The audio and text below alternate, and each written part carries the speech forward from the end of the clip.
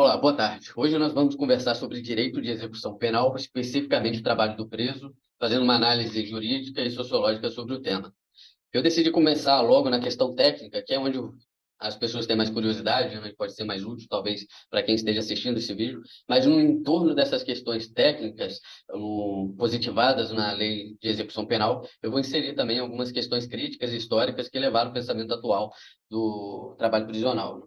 Bom, as questões mais evidentes de ser discutida quanto à questão do trabalho prisional é a remissão de pena, né? É isso que é o mais importante quando a gente fala do trabalho prisional, não só da remissão de pena, porque o trabalho prisional ele é um instrumento revitalizador da cidadania do indivíduo que está ali numa condição de não cidadão, né? Onde se tira os direitos dele de maneira muito fácil. Eles têm o direito penitenciário hoje lida com isso, né? É, existe um âmbito ali na prisional que se tira direitos fundamentais do indivíduo de maneira muito simples, né? É, pois bem, então quanto à remissão de pena que a gente estava comentando, existem três formas de remissão de pena hoje: o trabalho, que é a mais antiga; o estudo, que veio de uma lei de 2011.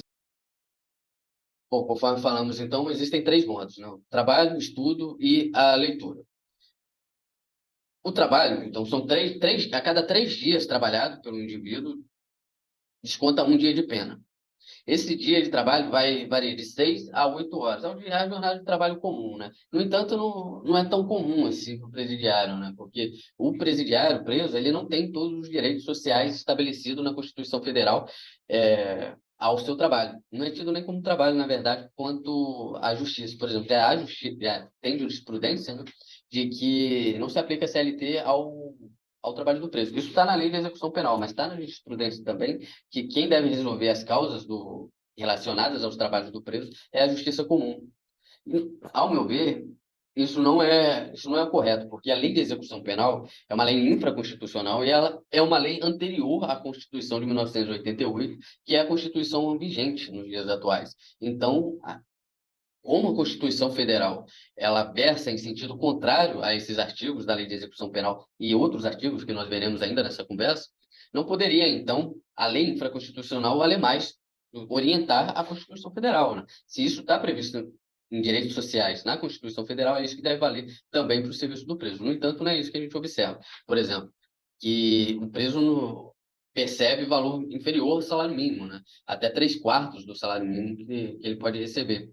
Isso fere também os direitos sociais calcificados na Constituição Federal.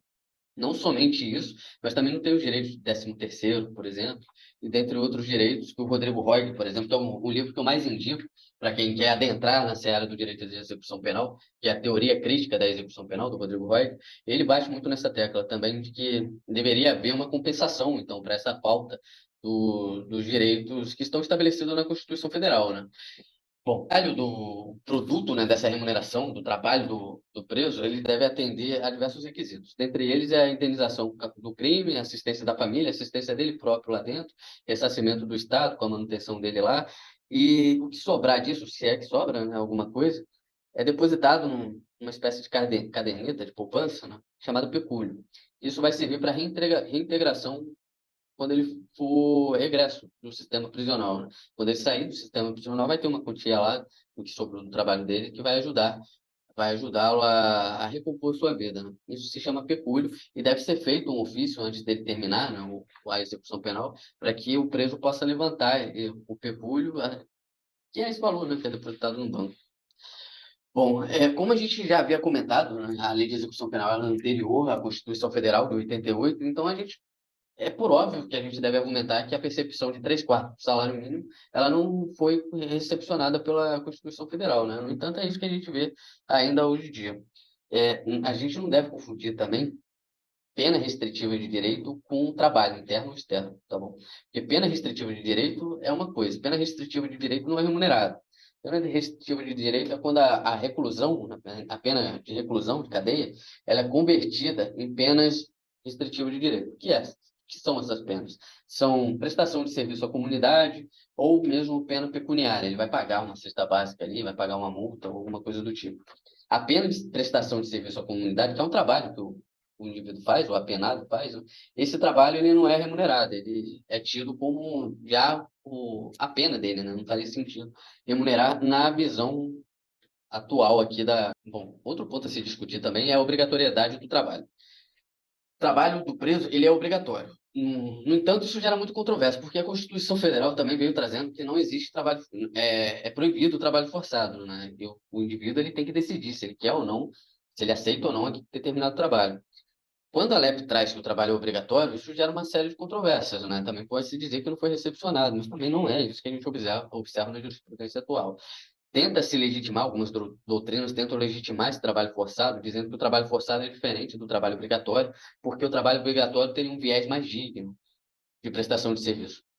E o trabalho forçado seria uma coisa mais remetida à escravidão, à questão de indignidade, né? No entanto, não é algo que não convém, porque trabalho forçado é todo aquele trabalho que eu não tenho a liberalidade de decidir por fazê-lo ou não. Se eu não posso escolher fazer ou não esse trabalho, então esse trabalho é forçado. Tem diferença entre trabalho forçado e trabalho obrigatório, né? Bom, pois bem, existe uma série de consequências nessa questão do trabalho. A LEP traz que é dever do indivíduo trabalhar mediante mediante suas habilidades e a sua condição, né? E a recusa a esse trabalho coaduna em falta grave, que é algo extremamente prejudicial ao detento. Para você ter uma ideia, a falta grave ela pode descontar da pena da remissão ali do indivíduo até um terço. Então, os juízes eles podem, mediante a constatação de uma falta grave, descontar um terço de tudo que aquele indivíduo remiu ao longo da cadeia. Isso é muito cruel, né? É, a cada 3 dias ele vai descontar um dia de pena, né? Você imagina, 300 dias trabalhado, 100 dias, ele vai remir aí um mês. Ele vai descontar um mês na falta grave. É muito tempo para quem está lá dentro trabalhando. É, essa questão também do desconto de até um terço, né? A lei traz que é até um terço, né? Em algumas comarcas há um desconto automático de um terço. E isso não é o razoável, né? O razoável é se analisar o caso concreto e analisar e aferir dentro desse range de possibilidades do mínimo até um terço. É claro que a defesa vai sempre pugnar para que não seja descontado, e se for descontado, desconte sempre no mínimo, e não nesse desconto automático de um terço, né? Bom, existem algumas exceções para esse trabalho obrigatório, né? O preso provisório, por exemplo, é vedado ao trabalho externo. Ele não pode trabalhar no trabalho externo, preso provisório. Porém, internamente, se ele quiser trabalhar, ele pode. Geralmente, dentro do presídio, o que se tem são os trabalhos mais básicos, né? É o faxina e o colaborador, que se chama, né? O pessoal da limpeza e dos serviços gerais, faz alguma manutenção de luz, elétrica, por exemplo, dentro do presídio. São os trabalhos mais comuns. E esse pessoal que trabalha, né, ele só através do trabalho, por sinal, que ele pode ter regalias e elogios na sua ficha também. Essas regalias não estão estipuladas na LEP, mas são maior liberdade, né, de locomoção dentro do presídio, poder frequentar um lugar ou outro, ter mais facilidade em acesso a bens comuns, por exemplo, entre outras questões dentro do estabelecimento prisional, uma maior confiança do preso junto com os funcionários desse estabelecimento, né? Bom, falei aqui então da exceção do preso provisório, que não é permitido o trabalho externo a ele. Cabe salientar também que o trabalho externo é vedado também para o preso em regime fechado, a não ser em obra pública. Ele só pode sair dali do presídio para trabalhar, o preso que está em regime fechado, para ir trabalhar em obra pública. Mesmo assim, até 10% só da obra pública. E é muito difícil também de acontecer, é mais fácil dele ficar em trabalho interno. E esses trabalhos internos, como eu disse, são mais básicos, no entanto, já vimos um projeto social da confecção de camisas, né, da Sala, inclusive tem até duas camisas dessa marca aqui que são excelentes, por sinal, de um projeto deles com uma fábrica dentro de um presídio, não lembro agora se é no Paraná, por ali, mas um projeto bem bacana, os presos trabalhando nessa fábrica lá dentro. Já falei, né, da percepção de menor inferior do que um salário mínimo, e que isso não é condizente com o que está na Constituição Federal, também a falta de alguns dos direitos dos presos em relação a isso. É, vamos ver mais o que a gente pode falar. Já falei da jornada, que é de 6 a 8 horas, também com descanso no domingo e feriado, creio que tenho falado. Poderá ser atribuído horário especial ao preso designado para o serviço de conservação e manutenção do estabelecimento penal, que são os mais comuns. Inclusive, já teve julgado recente reconhecendo mais um tipo de trabalho dentro da cadeia, que é o representante de galeria. Aquele rapaz, aquele preso, designado por manter a ordem dentro do sistema prisional, foi reconhecido como também trabalho. No entanto, outros, por exemplo, a capoeira, infelizmente, não foi reconhecido como trabalho. Segundo o julgado do STF, disse que é uma arte marcial, não teria a essência laborativa. Eu discordo, porque eu acho que merecia um olhar mais aprofundado. Se essa arte marcial, se esse projeto, né, ele é exercido mediante o ensino da capoeira, que é o ensino da nossa cultura junto também, ele é sim laborativo, de essência laborativa, né? Agora, se eles estiveram jogando capoeira no meio da quadra lá da, da penitenciária, aí sim, aí é para lazer, mas então toda arte, seja ela marcial ou qualquer outro tipo de arte, ela não pode ter essência elaborativa de quem ensina os professores de arte, então.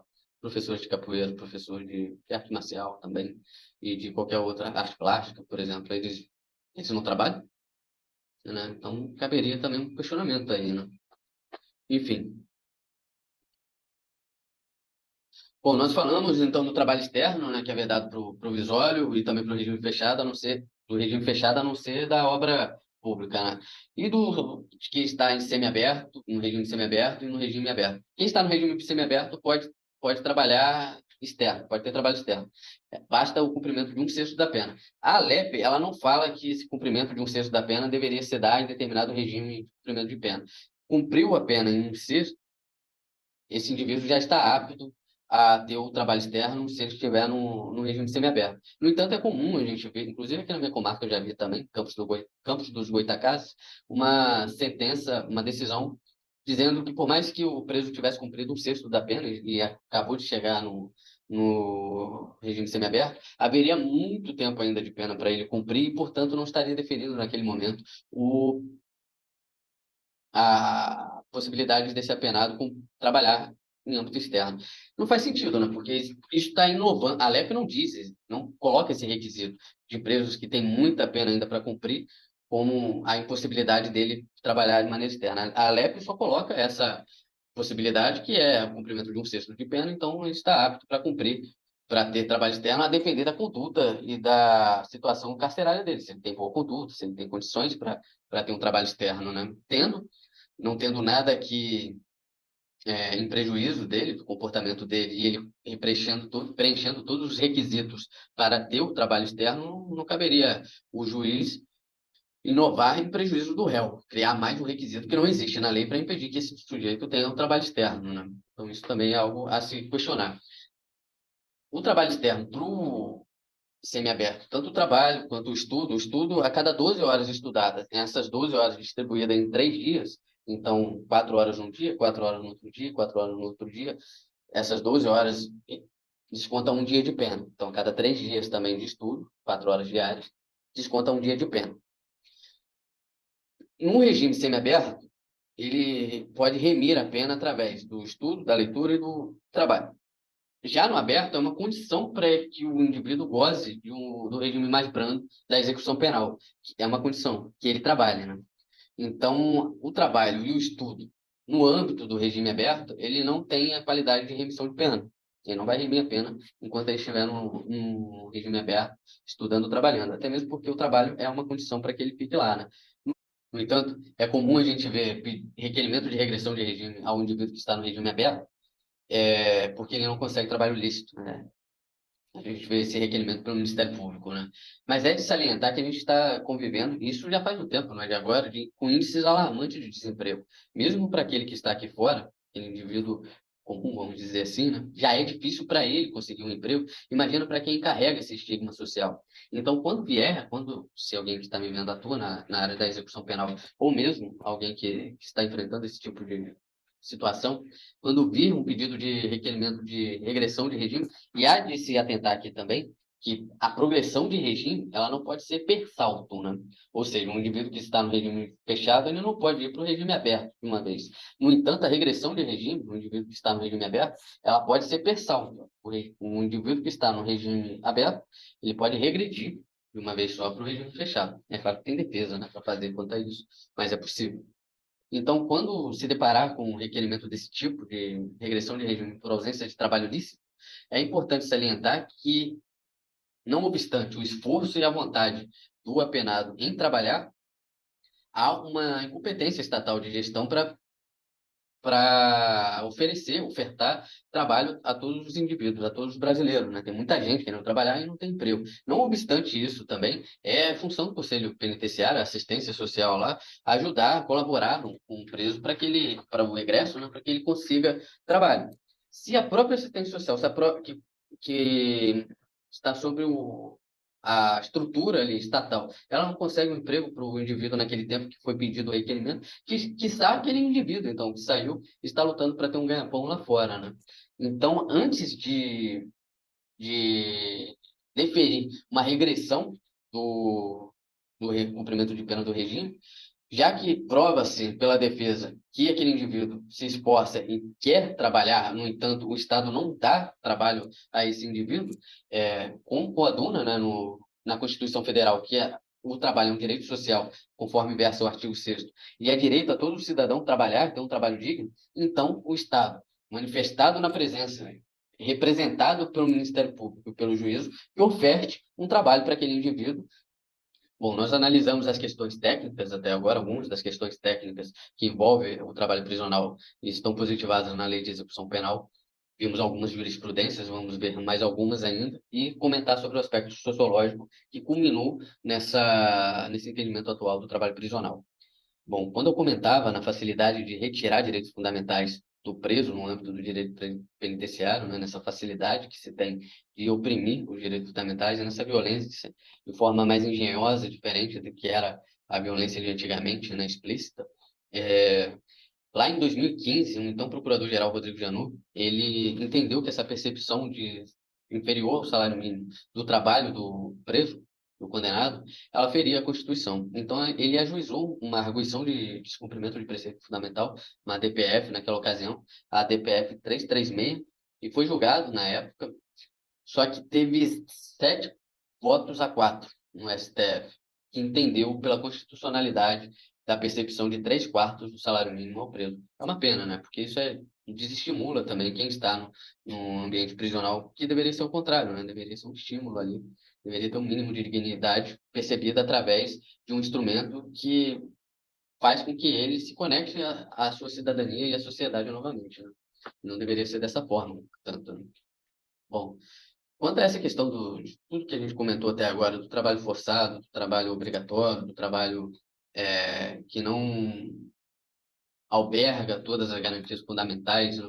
A gente tem que entender também que o trabalho prisional ele é inserido num contexto que ele não está dissociado não só do objetivo da pena, que não coaduna só em vingança, mas também de reabilitação social, e ele é um instrumento primordial para essa reabilitação social, né?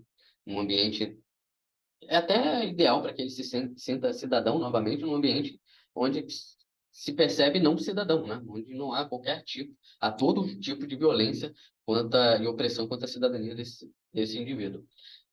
No entanto, essa pena, esse trabalho prisional, ele se insere em um contexto que não é dissociado do modelo social, econômico e cultural, todas as épocas vigentes na quais os entendimentos dele mudou ao longo desse tempo, né? Antigamente tinha-se que a pena era um espetáculo, né? Foucault fala muito bem disso em Vigiar e Punir. No livro Vigiar e Punir, Foucault faz uma linha histórica das prisões e, consequentemente, ao fazer essa linha histórica das prisões, ele demonstra as transformações das sanções também, porque um é inerente ao outro, né? A pena é inerente à história das prisões, né? E como ela foi inserida em cada um desse ambiente arquitetônico, vamos colocar assim, esse ambiente de concreto, né? Pois bem, ele faz um apanhado desde antes da existência das prisões. Começa com a pena quando era um suplício, era um espetáculo, era para demonstrar o poder do rei, então era um espetáculo de terror, para que todos vissem ali a magnitude do poder do rei. Naquela época, a palavra do rei era a palavra de Deus, né? Então, ele fazia a lei, ele julgava e ele condenava, ele que aplicava a lei também, né? E ele que dizia como que ia ser também o suplício, né? Geralmente arrancava partes do ser humano, torturava, arrancava membros, dilacerava, era uma coisa horrível. Com o tempo, né, aos poucos, esse terrorismo, como a gente pode colocar, essas atrocidades, elas foram sendo rejeitadas pela sociedade, então a pena, quando pública ali para demonstrar o poder do rei, acabava tendo um, um viés contraditório, né? porque as pessoas acabavam não gostando daquilo, né? Já estavam cansadas daquela violência toda, então aquela pena que era para demonstrar ao povo alguma disciplina e poder acabava tendo uma aversão da imagem do rei.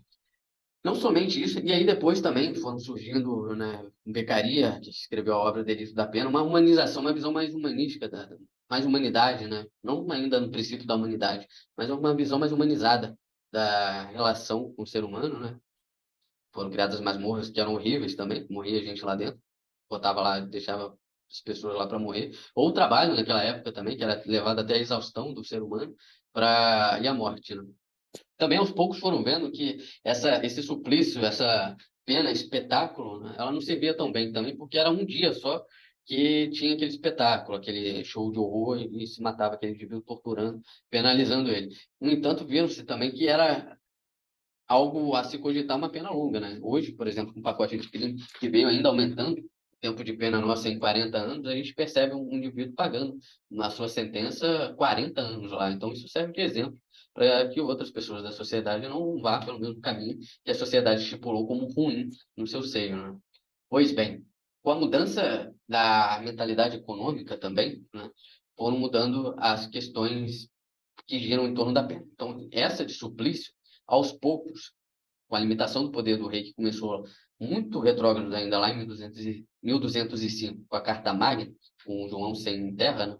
Rei João sem terra, da Inglaterra, que ali começava a aflorar uma burguesia que começava a pressionar o rei para que tivesse mais liberdade, né? E que ele não pudesse punir dessa forma também, né? Ser tão arbitrário em suas demandas. Então, com a mudança, para uma mudança cada vez mais também burguesa e capitalismo depois, porque primeiro começou com o mercantilismo, que a gente sofreu muito aqui no Brasil também com o mercantilismo, né? Quem quiser saber mais sobre isso pode ler Boris Fausto da História do Brasil. A Era das Revoluções é muito boa, porque a gente vai comentar agora também da Revolução Industrial, dentre outros, a Revolução Francesa, por exemplo, que foi a quebra de paradigma da aristocracia e da monarquia, né? Quem quiser ter um olhar mais aprofundado sobre essa questão do mercantilismo que eu coloquei na época da colonização, né? Pode ler Política Exterior do Brasil, de Amado Serra. Mas é um livro mais que não está muito inserido no nosso ramo aqui, de direito penal, né? Está mais inserido em questões econômicas, políticas e históricas. Pois bem, com um florescimento, então, com a Revolução Industrial, na época da máquina a vapor, e depois com a Segunda Revolução Industrial, quem lê Eric Hobsbawm, então, vai ver isso muito bem, né? A segunda fase da Revolução Industrial, com os carros, etc. Criou-se novas maneiras, então, da dinâmica das relações sociais e, consequentemente, de se punir também, né? Viu-se, então, cada vez mais que aplicar a pena corporal, decepar membros do indivíduo, degenerar o corpo, né, era um desperdício, porque podia servir como massa de trabalho para uma sociedade que se industrializava. Então, as penitenciárias acabaram incorporando o regimento disciplinar, né, do militarismo, né, dos quartéis, para docilizar esse corpo e lá dentro dos presídios formar massas de trabalho para o capitalismo, para atender uma sociedade que se industrializava, conforme a gente já falou. Tem Cárcere e Fábrica também, importante de se ler, do Pavarini e do Dário, que comenta sobre esse assunto também. Esse livro é de 1940, se eu não me engano, e é uma obra clássica também no nosso tema aqui. Bom, então cada vez mais foi se moldando o trabalho prisional para esse âmbito capitalista, que antes trabalho era meio de uma punição exaustiva até a morte, hoje o trabalho é um elemento de dignidade, né? Bom, cabe salientar então que o ócio era algo enaltecido pelas nobrezas, tanto as monarquias, aristocracias feudais, quanto as Grécia Antiga também, né? Trabalhar era algo para os servos, era algo mal visto, né? Com essa mudança de entendimento, com essa mudança econômica, da relação econômica, o crescimento da burguesia e o surgimento do capitalismo, o ócio passou a ser algo mal visto, né? Passou a ser algo indesejado. Fordismo também, muito bem demonstrado no filme Tempos Modernos, de 1932, do Charles Chaplin, né? Ele faz até uma semiótica muito bonita ali na cena de entrada, com aquela horde de de carneiros passando e eles se transformam, de repente, nos trabalhadores, na massa de trabalhadores que vão ocupar seu cargo e enlouquecer ali, né, no Fordismo, né? Então, à medida que o tempo passava, o ócio se tornava um elemento da criminalidade. E essa questão da produção da dor pelo Estado passava a ser, então, rejeitada também, não só pelo desperdício dos corpos, né, que serviriam ao capitalismo, mas também pelo desenvolvimento humano que a própria sociedade cada vez mais alcançava com essas limitações da arbitrariedade, né? Pois bem, quanto a essa questão do ócio ter se tornado um elemento da criminalidade e a vadiagem ter sido criminalizada, há de se atentar que a criminalização que a gente tem no nosso Código Penal e na nossa história da vadiagem, ela teve origens sociológicas diferentes dessa que a gente está comentando. Isso a gente está comentando no contexto de uma sociedade que se revolucionava ali, né? Que estava no início de uma quebra de paradigma secular ali, que começava uma nova mentalidade econômica da Revolução Industrial, dentre outros quesitos ali. A nossa questão da criminalização da vadiagem, ela vem uma questão preconceituosa, né? Depois que foi assinada a Lei Áurea, em 1888, não se criou nenhuma política de ingresso do negro que havia sido libertado na sociedade. Então, esses negros eles passaram a ocupar as periferias e os ambientes marginalizados, morros, próximo ao centro, e eles vagavam ali procurando emprego, procurando trabalho, procurando alguma forma de se sustentar, né? A vadiagem ela foi criada nesse quesito, né, para prender aqueles negros que estavam vadiando pelo centro após a sua libertação. Então, eh, a nossa tipicidade de vadiagem, ela vem de um viés completamente preconceituoso à época e injusto, né? Com diversos outros tipos penais, que isso é algo que a gente pode conversar também num outro vídeo. Bom, então após esse apanhado muito breve, né, histórico e técnico, espero ter alcançado o que você esperava com esse vídeo, em saber com esse vídeo. Qualquer dúvida também eu estou à disposição. Vou terminar esse vídeo por agora, já está ficando muito grande. Muito obrigado por ter assistido e até o próximo.